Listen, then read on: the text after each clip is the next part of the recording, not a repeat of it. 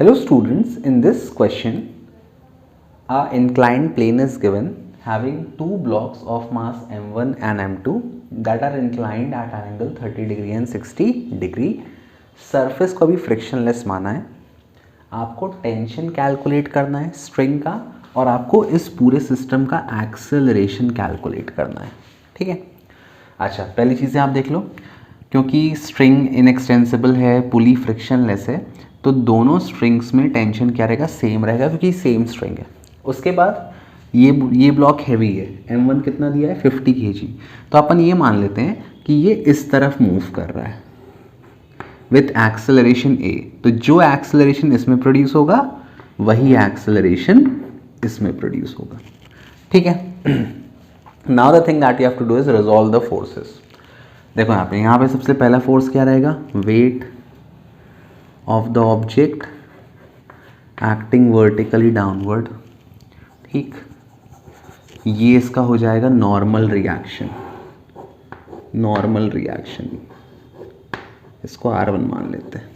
ठीक, इसको एक्सटेंड कर दो. बताया था मैंने कि जितना प्लेन का इंक्लिनेशन होता है उतना ही एंगल होता है नॉर्मल रिएक्शन और वेट के बीच. तो अगर ये एंगल 30 है तो ये भी कितना हो जाएगा 30. ओके, इतना क्लियर है. अब यहाँ पे आप रिजॉल्व करो. यहाँ पर भी क्या होगा, wait of the body is acting vertically downward. Okay, this is the normal reaction. Normal reaction जो होता है वो सरफेस को हमेशा परपेंडिकुलर होता है, ध्यान रखना ये चीज़. This is the normal reaction. ठीक, अब इसको आप एक्सटेंड कर दो. ये एंगल कितना हो जाएगा 60 डिग्री. ठीक है, क्लियर है इतना. ओके, अब आपको फोर्सेस को रिजॉल्व करना है. देखो ये वेट है, ये इसके साथ 30 डिग्री एंगल बना रहा है, तो ये हो जाएगा m1g, इसको मैं हटा देता हूँ, cos 30. ये इसका हॉरिजॉन्टल कंपोनेंट हो गया. अब यहाँ पे ये इसका वर्टिकल कंपोनेंट हो जाएगा.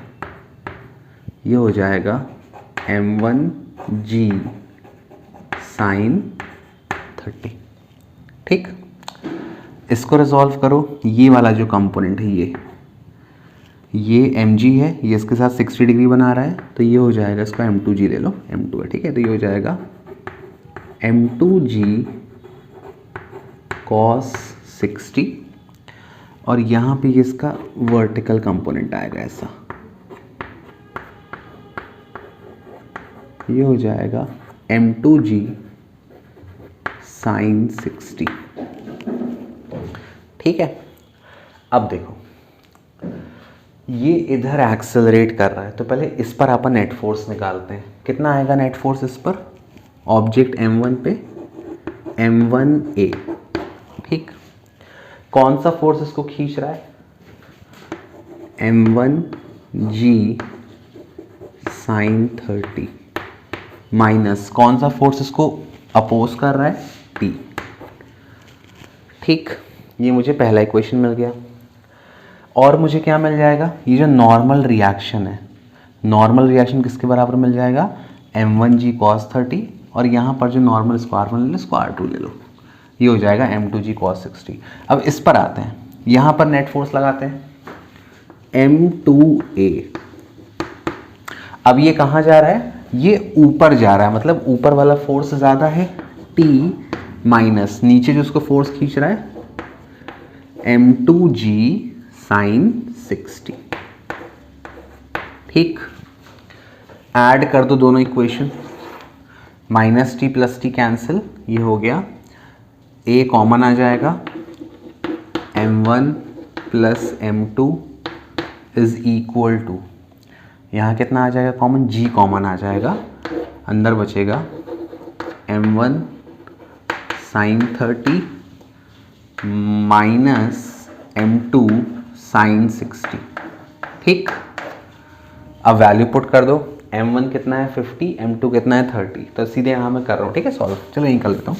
ये हो जाएगा a into 30 plus 50 80 is equal to G को 10 ले लो, m1 साइन 30 50 साइन 30 कितना होता है 1/2, 50/2 कितना हो गया 25 माइनस m2 कितना है 30 साइन 60 60 कितना होता है √3/2, तो 30/2 15 √3।